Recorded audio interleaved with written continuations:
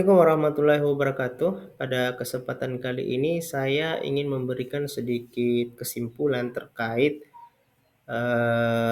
pemikiran-pemikiran Ki Hajar Dewantara yang saya pelajari di modul titik 1 LMS Pendidikan Guru Penggerak.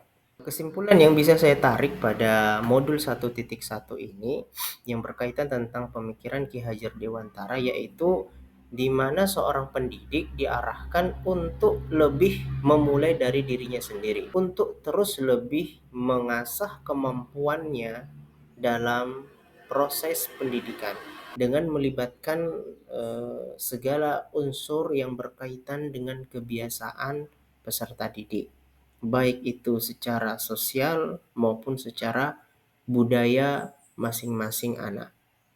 Dan juga seorang pendidik itu juga ditekankan untuk lebih paham dan lebih memaknai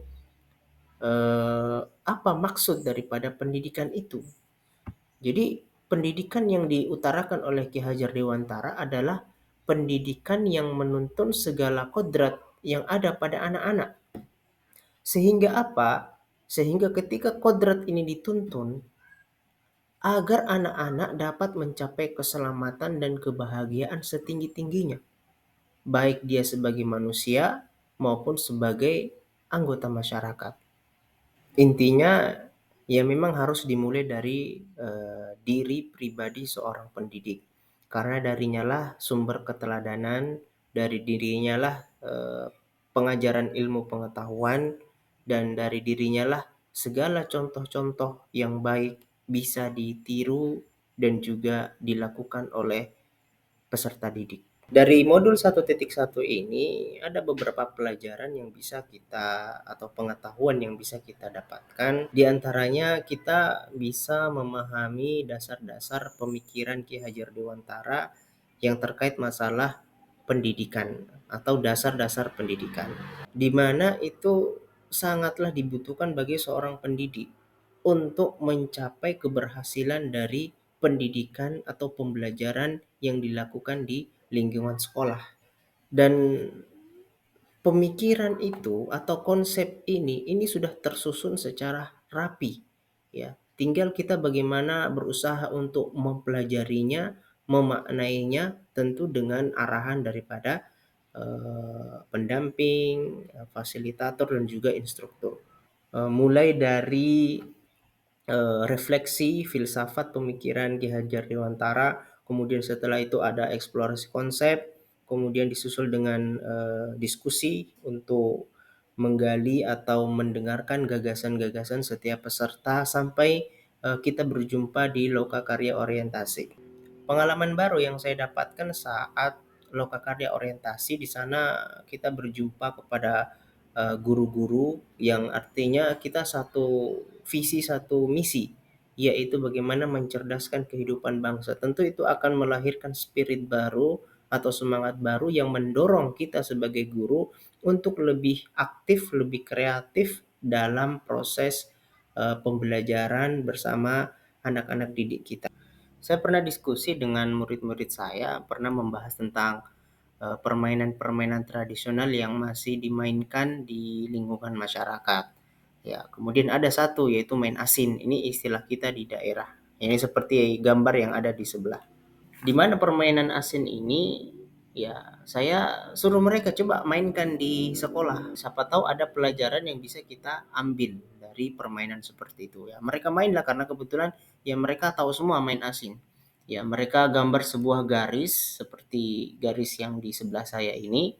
Ya, kemudian permainan ini dimainkan dengan dua kelompok, ya. Yang mana satu kelompok itu menjaga, kemudian kelompok yang lainnya itu berusaha melewati penjagaan. Iya.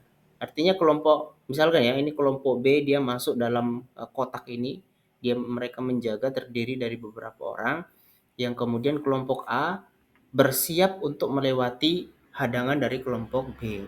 Jadi cara permainannya itu kelompok A berusaha untuk melewati kelompok B sampai ke tujuan mereka, yaitu di posisi paling ujung ini, paling bawah dari gambar di sebelah saya. Kemudian setelah semuanya sampai di tujuan mereka, mereka pun kembali. Ya, tentu Ada beberapa, trik dalam permainan ini tentunya itu adalah bagaimana mereka mampu untuk bekerja sama, kemudian saling memberikan instruksi, agar supaya mereka berhasil mencapai tujuan mereka. Jadi intinya di sini mereka kerjasama. Dalam permainan ini mereka kerjasama. Maka dari permainan ini kita bisa kontekstualkan dalam kerjasama di lingkungan sekolah. Ya, tentu berlandaskan kepada 3 prinsip ya Ki Hajar Dewantara. Ya, misalkan kepala sekolah itu bekerja sama dengan murid-murid untuk menciptakan kedisiplinan waktu. Ya, kemudian menjadikan teladan bagi guru-guru dan juga murid-murid yang lainnya.